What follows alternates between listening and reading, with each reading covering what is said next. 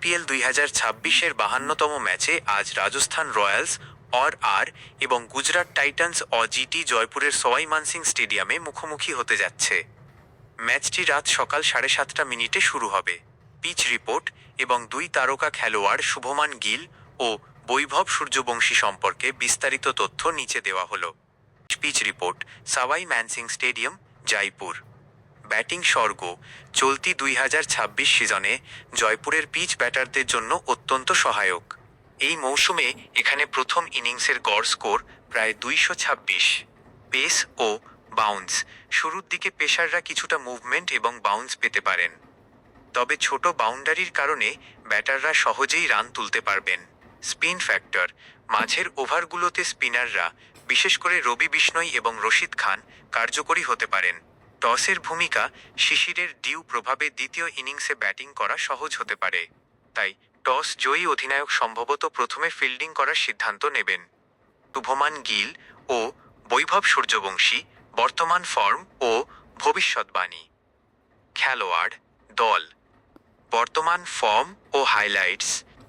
আজকের ম্যাচের ভবিষ্যৎবাণী: শুভমান গিল, জিটি। এই সিজনে গিল দারুণ ফর্মে আছেন। সম্প্রতি তিনি গুজরাট টাইটান্সের হয়ে 100টি ছক্কা মারার রেকর্ড গড়েছেন। আরসিবির বিপক্ষে মাত্র 18 বলে 43 রানের একটি ঝড়ো ইনিংস খেলেছেন। সাই সুদর্শনের সাথে ওপেনিংয়ে গিলের ব্যাটে বড় রানের সম্ভাবনা প্রবল। তিনি পাওয়ার প্লেতে দ্রুত রান তুলে দলকে শক্তভিত দিতে পারেন। বৈভব সূর্যবংশী, আর 15 বছর বয়সী এই বিস্ময় বালক আইপিএল 2026-এ ইতিহাস গড়ছেন। সানরাইজার্স হায়দ্রাবাদের বিপক্ষে তিনি বিধ্বংসী সেঞ্চুরি 103 রান করেছেন এবং পাঞ্জাবের বিরুদ্ধে 16 বলে 43 রান করেছেন। সূর্যবংশী রাজস্থানের হয়ে ওপেনিংয়ে যশস্বী জয়সওয়ালের সাথে জুটি বাঁধবেন। জয়পুরের ব্যাটিং ফ্রেন্ডলি পিচে তার আক্রমণাত্মক ব্যাটিং আজ আবার বড় ঝড় তুলতে পারে। Prediction: ground prediction.